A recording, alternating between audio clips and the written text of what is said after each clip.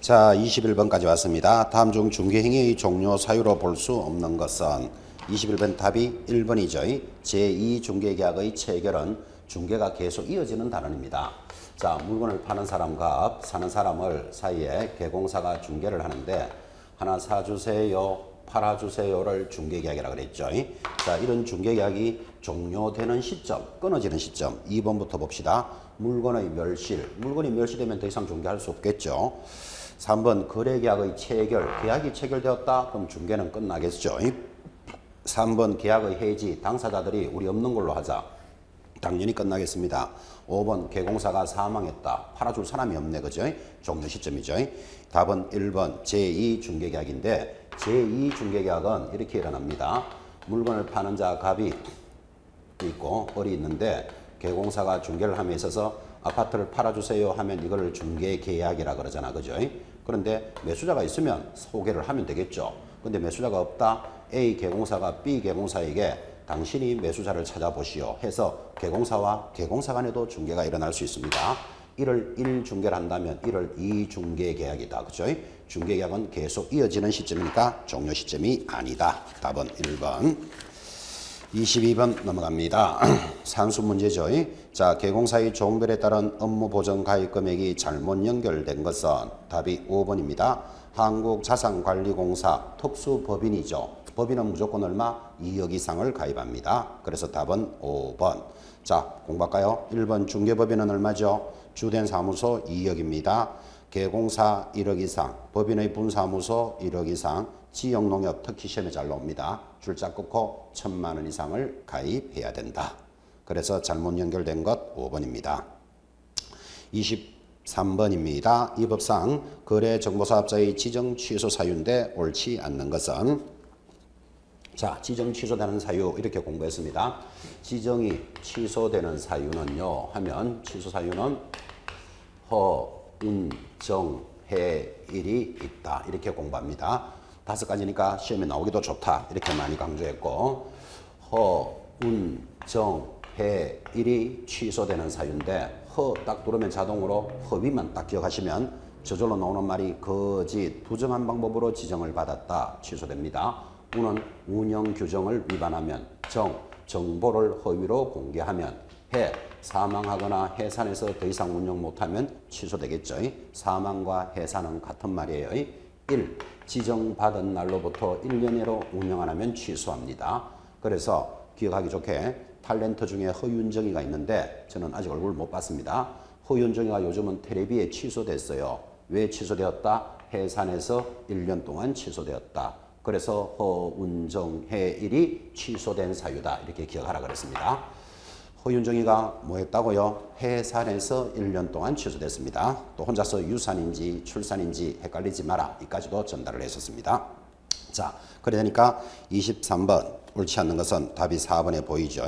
정당한 사유 없이 지정받은 날로부터 얼마? 1년 이내에 운영하지 않으면 취소됩니다. 허운정해일 답은 4번에 있고, 자, 1번 거짓, 거짓 앞에다가 허위 하나 적어 놓으십시오. 허위나 거짓은 같은 말이죠. 2번 운영규정의 성인 위반, 운, 동그라미. 3번 거래정보사업자는 개공사로부터 공개받은 정보에 한하여 공개해야 됩니다. 정보 위반하면 정, 동그라미. 5번 개인인 거래정보사업자가 사망하거나 법인이 해산하면 해산에도 동그라미. 그래서 허운정해일이 있다 이렇게 가고 있습니다. 옳지 않는 것 4번이었습니다. 24번입니다. 공인중개사인 개공사 갑의 중개보조원 을이 단독주택을 매매 중개하면서 의뢰인 쌍방을 대리하였고 이 과정에서 잔금을 횡령하고 도주한 상태입니다. 누가 도주했다고요? 중개보조원이. 다음 설명 중 옳지 못한 것은, 뭐 이건 또 이런 문제네, 그죠? 우리가 기본적으로 공부할 때 이렇게 합니다. 고용인이 한 업무상 행위는 누가 한 것으로 본다? 개공사가 한 것으로 본다. 그래서 고용인의 행위는 개공사의 행위로 봅니다. 옳지 못한 것 답은 일단 5번이죠. 자, 을은 형사상 행정상 처벌의 대상이 되나 민사상 책임은 별도로 부담하지 않으며 다만 갑의 구상권 행사의 대상이 될 수 있다. 이 사람이 잔금을 횡령했으니까 손해가 발생했겠죠. 자, 이 손해에 대해서는 고용인을 상대로 또는 개공사를 상대로 청구할 수 있으니까 이를 부진정 연대 채무의 의미라 하고, 자, 만약에 손해를 입은 자가 개공사에게 청구를 하면 개공사는 고용인에 대해서 뭐를 청구한다? 구상권을 청구할 수도 있을 것입니다. 자, 그렇다고 해서 고용인은 개공사의 행위로 본다 해서 고용인이 책임이 없다, 이 말은 말이 안 되죠. 그죠? 잘못한 자니까. 그래서 옳지 못한 것은 5번입니다. 자, 확인해 볼까요? 2번. 이를 갑의 등록은 취소될 수 있으나 자격이 취소되지는 않는다. 그렇습니다. 고용인의 행위로 인해서 등록이 취소될 수는 있겠죠. 그렇지만 자격은 절대로 취소되지 않습니다. 자격은 이 고용인의 행위로서 징역이나 벌금을 받으면 개공사는 벌금형이 부과될 뿐이지, 자격이 취소되려면 양대부정징, 징역을 받아야 되잖아요. 그죠? 자격이 취소되지는 않습니다. 2번, 을이 횡령한 잔금을 갑이 배상하여야 한다는 것이 최근의 판례이다. 그렇습니다. 갑에게 업무 정지가 내려진다면 그 처분 기간은 6월 이내이다. 어차피 업무 정지는 아무리 많아도 6월 이내입니다. 4번, 을이 검거되어 공인중개사법 위반으로 형벌을 선고받게 되면 이때 을은 일정 기간 중개업 결격 사유에 해당한다. 그래서 여러분 알다시피 이 형벌, 징역이나 벌금을 받게 되면 결격 사유죠. 결격 사유는 벗어날 때까지는 중개업을 제한하는 사유입니다. 답이 5번이었습니다. 25번 가고 있습니다. 자, 공인중개사 법령상 확인 설명서에 대한 설명입니다. 옳은 것은 확인 설명서도 반드시 출제되는 단원이죠. 답이 3번입니다. 확인 설명서를 작성 교부함으로써 개공사의 책임 한계를 명확하게 합니다. 그래서 물건에 대해서 확인 설명한 것에 대한 내용은 아주 중요하게 관리하죠. 옳은 것은 3번. 틀린 거 수정합시다. 1번. 중개대상물 확인 설명서는 반드시 개공사가 작성해야 한다. X. 당해 업무를 수행한 소공사도 작성할 수 있습니다. 중개대상물 확인 설명서는 몇 년 보존할까요? 3년간 보존합니다. 그래서 X. 4번 소공사도 반드시 확인 설명서에 서명 날인해야 한다. 이렇게 들어가면 틀려요. 자기가 업무를 수행했을 때만 서명 날인합니다. 5번 확인 설명서는 권리를 취득할 의뢰인에게만 교부하면 된다. X다. 그죠? 확인 설명서는 당사자 쌍방에게 모두 교부해야 되겠습니다. 그래서 또 X. 답은 3번이었습니다. 자, 다음 부동산 거래 신고 사항 중 정정이 가능한 것을 모두 고르시오. 정정이라는 것은 이런 거죠. 자, 부동산 거래 신고가 들어왔습니다. 그러면 신고 필증을 교부해 줬는데 이 사람이 신고 필증을 가지고 가서 보니까 자기가 적은 게 잘못 적었어. 그죠? 잘못 적었으면 그 신고 필증에다가 고쳐주는 것을 정정이라고 합니다. 자, 그때 정정이라는 것은 가볍고 사안이 약한 것들은 정정해 주지 중요한 것들은 정정해 주지 않습니다. 자, 정정이 가능한 것. 거래 당사자 X 절대로 정정 못 해줍니다. 신고할 때는 매수자가 김갑동입니다 해놓고 나중에 이열순으로 고쳐주세요. 그러면 신고를 받을 필요가 없잖아요. 지금. 그죠? 당사자 절대로 정정 안 된다. 그런데 당사자들의 주소나 인적사항, 거래 지부는 정정해 줍니다. 주소가 전포동 17번지로 가야 되는데 전포동 27로 적어냈었어요. 그거 주소 고쳐주는데 아무 문제 없죠. 주소 인적사항입니다. 계약일자 절대로 못 고쳐줍니다. 계약일자는 계약일로부터 60일 내로 신고해야 되고 안 하면 500만 원 과태료 나옵니다. 근데 1월 1일이 계약인데 나중에서 과태료 나올 때쯤 돼가니까 아니요 2월 1일로 고쳐주세요. 그렇다면 과태료 낼 놈 한 놈도 없다. 그죠? 계약일자 절대로 정정 안 됩니다. 개공사의 사무소 소재지 바꿔주는데 아무 문제 없죠. 개공사 사무소 소재지 잘못됐으면 고쳐줍니다. 정정이 되고 거래금액 절대로 정정 안 됩니다. 부동산 거래는 실거래가를 보려고 하는데 금액을 5억 주고 거래했다가 4억으로 바꿔주세요. 그렇다면 신고 받을 필요 없잖아요. 그죠? 정정 안 되죠. 당사자들의 주민등록번호 절대로 정정 안 됩니다. 주민등록번호가 바뀌면 사람이 달라지잖아요. 그죠? 그 다음 계약금 지급일 역시 정정 안 됩니다. 나머지들은 뭐 해야 된다? 변경 신고해야 될 사항들이죠. 자, 그러면 정정이 가능한 것은 리얼. 답은 1번 2개 이렇게 합니다. 잠깐 스톱 하시기 바랍니다. 스톱. 에어컨 좀 틀어달라 그러십시오. 더워서.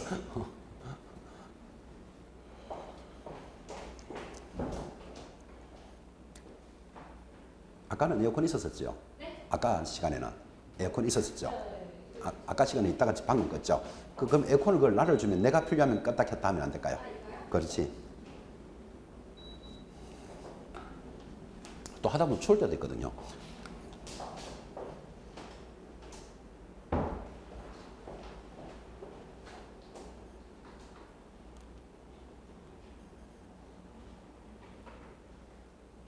되나?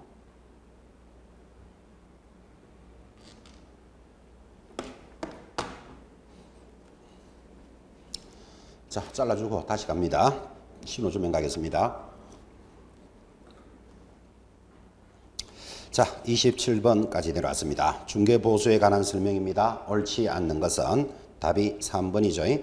상가의 임대차를 중개하면서 중개보수와는 별도로 영업권의 양도행위에 대한 대가, 즉 권리금에 대한 사례금을 받을 수 없다는 것이 최근의 판례이다. 하니까 X다. 그죠? 우리 권리금은 중개의 대상은 되지 않습니다. 그렇지만 대가를 받을 수 있다. 그래서 옳지 않는 것 3번. 자, 나머지는 다 정리가 되겠죠? 체크해 주시면서 읽어주시기 바랍니다. 특히 동그라미 2번 지문 중요합니다. 의뢰인의 귀책 사유에 의한 거래계약이 무효, 취소, 해제된 경우에는 개공사에게 보수 청구권이 여전히 인정된다. 그렇습니다. 의뢰인의 잘못으로 계약이 깨졌더라도 수수료는 받을 수 있다라는 취지. 나머지들은 정리됐습니다.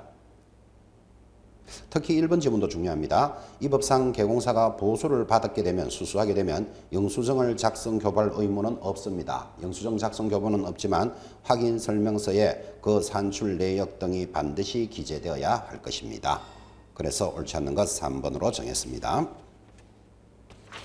됐고 28번으로 갑니다. 자, 다음은 공인중개사법이 정하고 있는 지도 감독기관의 조사 검사 목적에 관한 사항입니다. 가장 거리가 먼 것은, 자, 조사 검사 감독할 수 있는 사유가 뭐냐 이런 이야기죠. 감독 사유. 자, 이 감독 사유는 예전에 이랬습니다. 자, 감독을 할 수 있는 사유는 지 행동을 하면 감독 나간다 그랬습니다. 뭐 하면 감독한다고요? 지 행동을 하면 감독한다. 그가 거래 동향을 파악할 때, 또 지정의 적합 여부를 확인할 때, 행은 행정처분상 감독할 수 있고, 행정처분만 들어오면 자동으로 정지나 취소라는 말이었죠.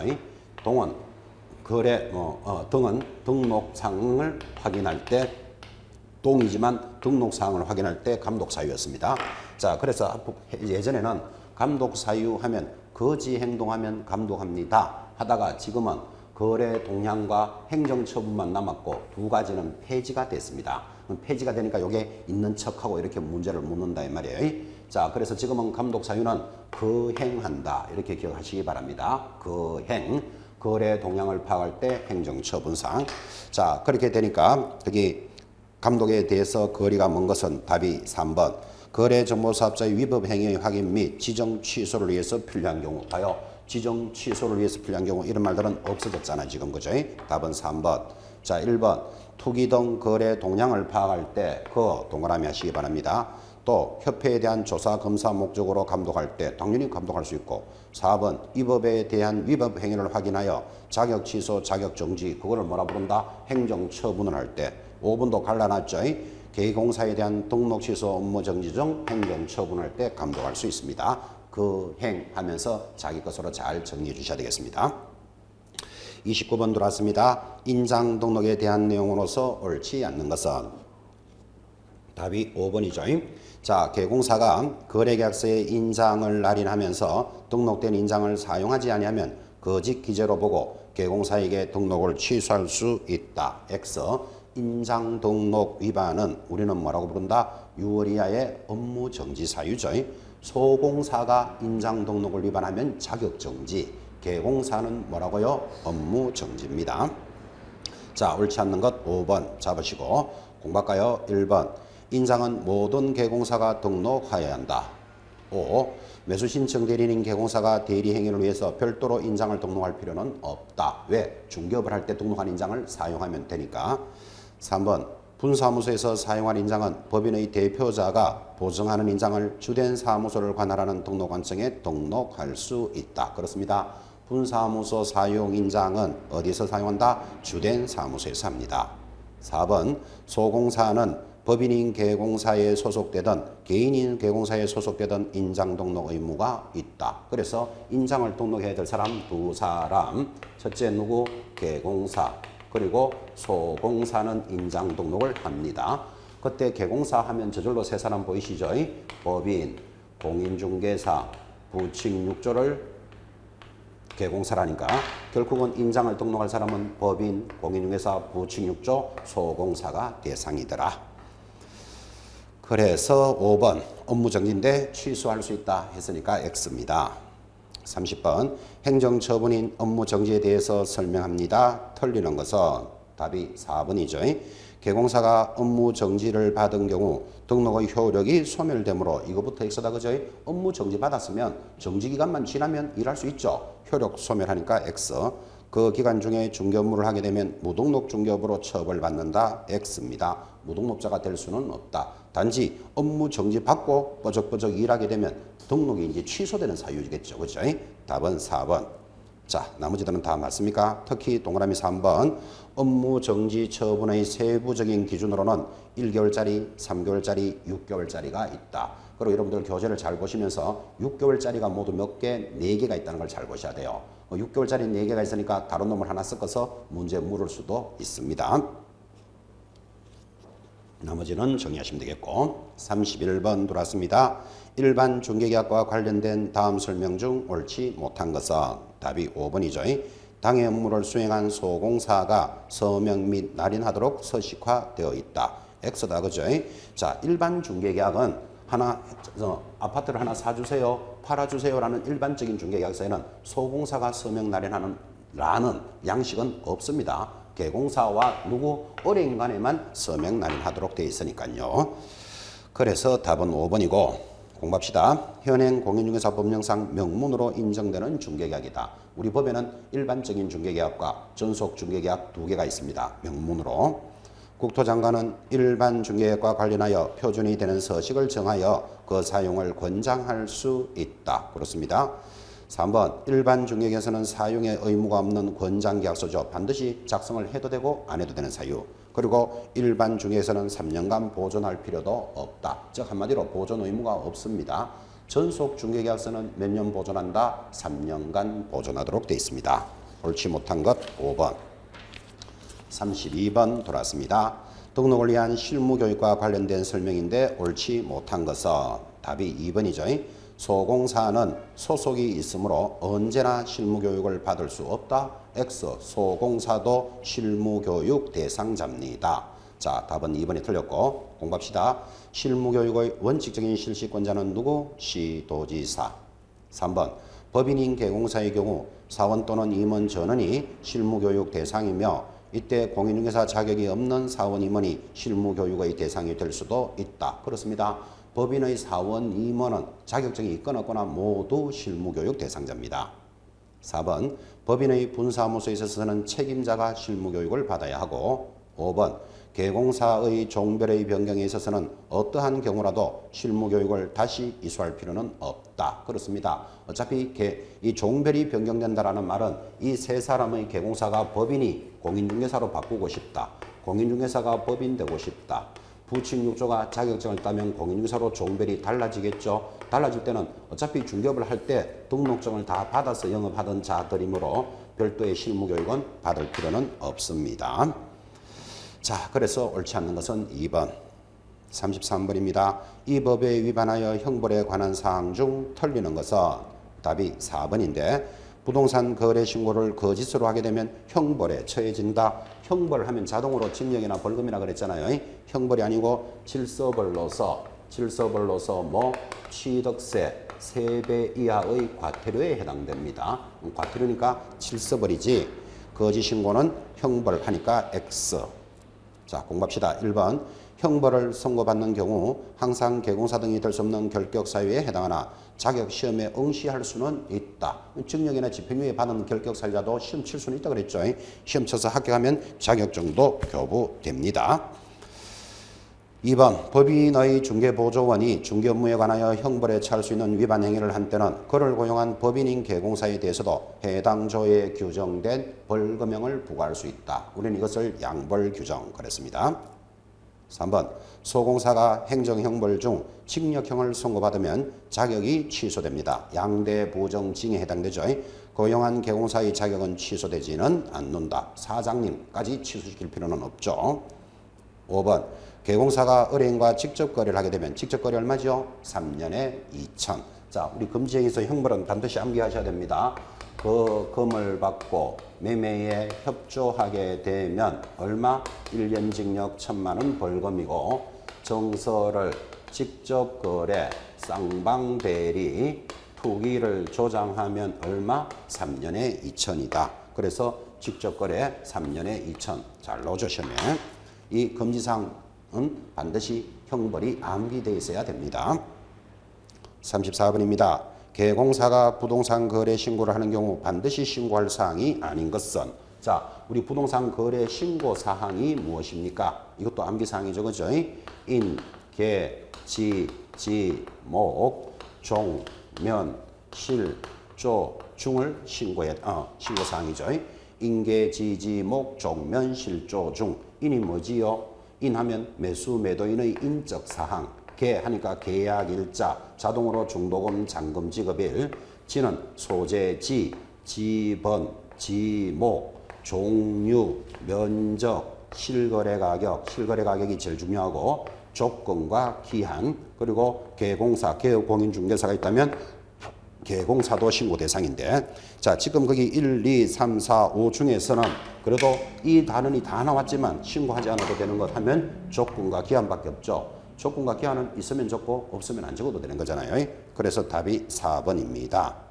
통상적으로 이 개공사의 인적사항 및 부동산 신고사항이 답으로 잘 들어오는데 지금은 34번의 문제가 개공사가 거래 신고를 하고 있다 그랬잖아요. 그러면 개공사는 반드시 들어가 있어야 돼요. 그죠? 그런 부분도 유념하시기 바랍니다. 34번의 문제부터 잘 보셔야 됩니다. 개공사가 신고를 할 때는 개공사에 대한 인적사항 반드시 들어가야 된다. 35번 들어왔습니다. 개공사가 농지 거래를 중개하면서 설명했습니다. 바르지 못한 것은 답이 3번에 있죠.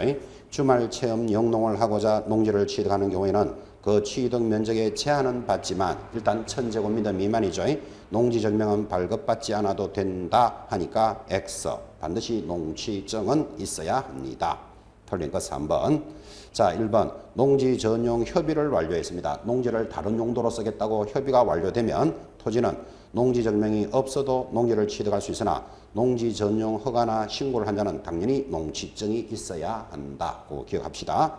2번 민사집행법상 경매에 의해서 농지를 매수한 경우는 물론 판결에 의해서 농지를 취득하는 경우에도 농취증을 필요로 합니다. 특히 경매에 있어서 농취증이 있어야 한다는 것은 아주 중요합니다. 4번 지적법에 의한 지목이 임야인 토지로서 그 형질을 변경하지 아니하고 다년생 식물의 재배에 이용되는 토지는 경작기간에 관계없이 농지로 볼 수는 없다. 지금 지목이 뭐라 그랬죠? 임야라 그랬잖아요. 임야인 경우에는 농지로 볼 수는 없다. 5번 도시지역 하면 자동으로 주, 상, 공, 녹, 기 이렇게 나오는데 도시지역의 주거지역, 상업지역, 공업지역 안의 농지를 취득할 때는 어차피 주거지역, 상업지역으로 바뀔 거니까 농취증을 발급받지 않고도 농지를 취득할 수 있다. 다 맞는 지문들이고 중요한 지문들입니다. 바르지 못한 것 3번이었습니다. 36번 들어왔습니다. 다음 농지 중에서 원칙적으로 농취증이 필요한 경우는 답이 2번. 자, 주말 체험 농장 농취증 있어야 한다 그랬습니다. 없어도 되는 거 볼까요? 도시지역 중에서 주상공은 없어도 된다 그랬고 상속농지 당연히 농취증 없어도 아버지가 돌아가셨으니까 농지를 받을 수 있어야 되겠죠. 그죠? 도시지역 중 녹지지역은 있어야 되는데 녹지지역은 있어야 되지만 개발행위 허가가 득했다면 없어도 된다. 그 다음에 시효에 의한 취득농지 이런 것들은 법률의 규정에서 농지를 취득하기 때문에 농취증 없이도 취득할 수 있습니다. 필요한 경우 2번이었습니다. 37번 돌아왔습니다. 현행 민사집행법상 부동산 경매 절차가 바르게 나열된 것은 답은 3번 체크해 놓으시고 3번대로 천천히 한번 순서대로 보시기 바랍니다. 일단 그 박스 안에서 제일 먼저 해야 될 것이 제일 밑에 있는 2형 경매 신청해야 뭐가 시작되잖아요. 그래서 2형부터 출발해서 그 다음에 시옷 경매 개시 결정 촉탁 등기가 되면 이제 3번 그 니은에 별표 놓으시고 배당 요구 종기를 결정합니다. 그리고 이제 매각을 준비해 나갑니다. 그래서 3번을 딱 찍어 놓으시고 1, 2, 3 순서대로 한번 읽어 주시기 바랍니다. 38번까지 왔습니다. 거래계약서 작성에 있어서 유의할 사항입니다. 옳은 것은 답이 4번이죠. 자, 합유인 재산에 대해서 매매계약을 체결할 때는 합유자 전원의 동의 여부를 확인해야 된다. 그렇습니다. 합유는 지분을 처분하거나 전체문을 처분하거나 반드시 전체 동의죠. 옳은 것은 4번. 자, 틀린 거 수정합니다. 1번. 미성년자와 거래를 할 때는 반드시 그의 법정 대리인과 계약을 체결해야 된다. X. 법정 대리인의 동의를 받았다면 미성년자만 하고 해도 되죠. 그러니까 지문 잘 보시기 바랍니다. 그래서 X. 반드시 그의 대리인과 계약을 해야 되는 건 아니잖아요.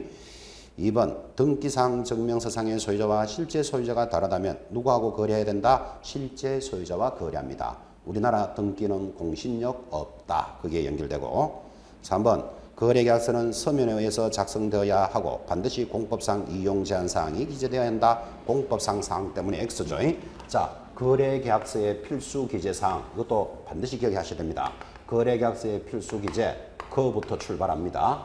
거물의 인권은 거기 있는데 거기가 어디다? 개조부를 반드시 기재합니다. 그가 뭘까요? 거래 당사자의 인적 사항, 물건의 표시, 인도 일시, 권리가 이전되는 내용, 거래 대금과 계약금의 지급 방법, 기타 약정 사항, 그리고 계약일자, 조건과 기한, 확인 설명서 교부일자를 반드시 기재합니다. 자, 그래서 거기 공법상 제한사항이라는 말은 없다. 그래서 3번이 틀렸고 5번 건물의 경우에는 하자담보 책임에 관해서 거래계약서에 명시하지 않으면 절대적으로 하자담보를 물을 수 없기 때문에 반드시 계약서에 명시해야 한다. 이것도 X다. 그죠? 우리는 하자담보를 법정 책임이라고 부르죠. 계약서에 기재하지 않았더라도 져야 되는 책임입니다. 39번 돌았습니다. 상가 임대차 보호법에 대해서 옳은 것은 답이 5번으로 가볍게 돌았습니다. 상가 건물 임대차 보호법의 적용 대상은 사업자 등록의 대상이 되는 영업용 건물의 임대차여 다르므로 교회라든지 동창회, 종친회 이런 사무실은 적용 대상이 아닙니다. 답은 5번. 자, 틀린 거 수정해 봅시다. 1번. 등기가 없어도 대항력을 갖추는 시기는 점유와 사업자 등록이 완료된 다음날 이 길부터 하면 틀리죠. 사업자 등록을 신청만 해도 되죠. 완료된 날이 아니죠. 그죠? 조심할 것. 2번 웃음 변제를 받기 위해서는 등기소나 공적인 사무소에서 임대차 계약서의 확정일자를 받습니까? 요거는 주택임대차죠. 그죠? 상가인 경우에는 관할 세무서장에게 받습니다. 3번 상가의 임대차 계약은 언제나 1년 이상으로 해야 된다. X. 임차인은 이 1년 미만이 유효함을 주장할 수 있습니다.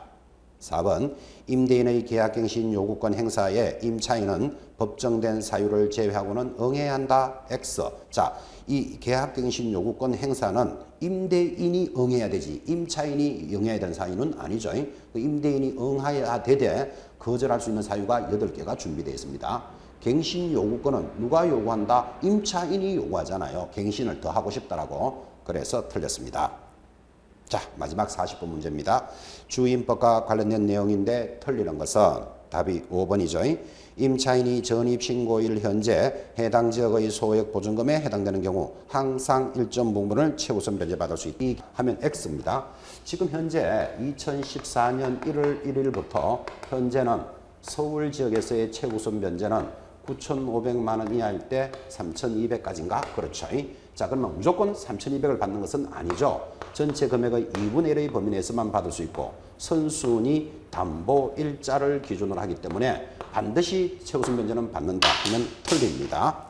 5번 지문 잘 잡으시고 자, 나머지 맞나요? 1번 다가구 주택의 임대차에 있어서는 지번까지만 기재하여도 보고됩니다. 다가구는 단독주택이니까 지번만 기재도 되고 계약서에 확정일자를 부여받는 것은 임대차 금액의 다수에 관계없고 임대인의 동의를 요구하지도 않습니다. 확정일자는 3번 임차주택이 무허가 미등기 주택 건축물 대장상의 면적과 관계없이 사실상 주거용이면 임대차 보호법이 적용됩니다. 중요한 지문이죠.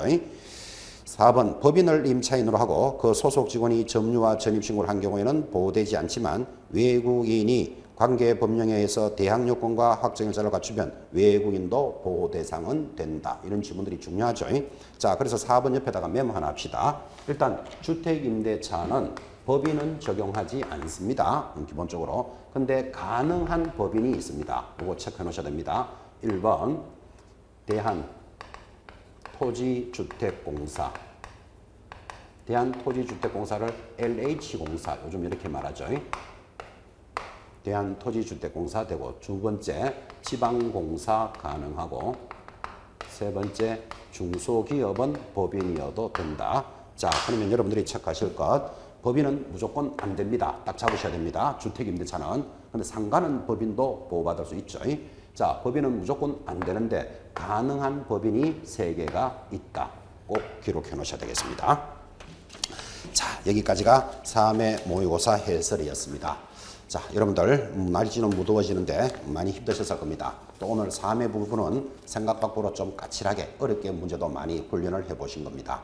그런데 뭐 크게 어렵지도 않죠. 이제 이런 문제가 나오면 2번은 틀리지 않겠다라고 체크하시면서 여러분들의 실력을 배양해 가시기 바랍니다. 고생하셨습니다.